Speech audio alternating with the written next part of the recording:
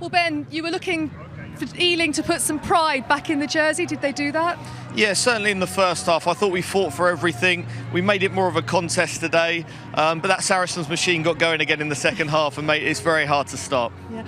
Over the two legs, it is an emphatic win for Saracens.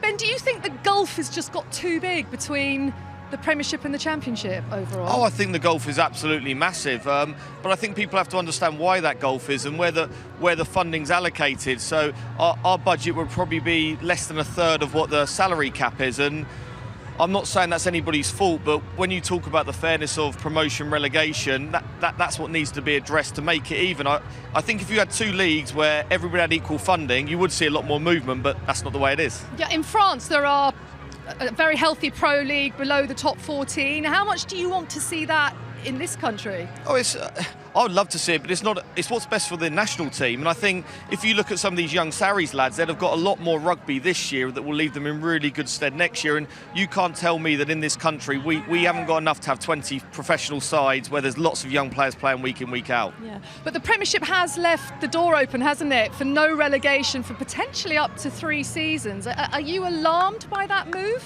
as a side like Ealing Trailfinders?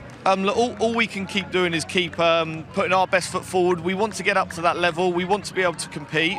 It would be very hard for us to compete at that level at the moment if the funding stays as it is. It has to become a team that goes up, gets equal funding, as it does in football, as it does in France in rugby. So to allow that to happen, there has to be some changes, and hopefully over the next couple of weeks we'll hear what the future is, because at the moment it's really hard to plan. Yeah. When you see Saracens lift the trophy and what they've achieved in the game, does it make you doubly determined to get there? Yeah, a few of the guys just said that there. We've got to use this moment as inspiration now for where we want to be next year, the year after. It doesn't just happen overnight, and like you said, that gulf is big.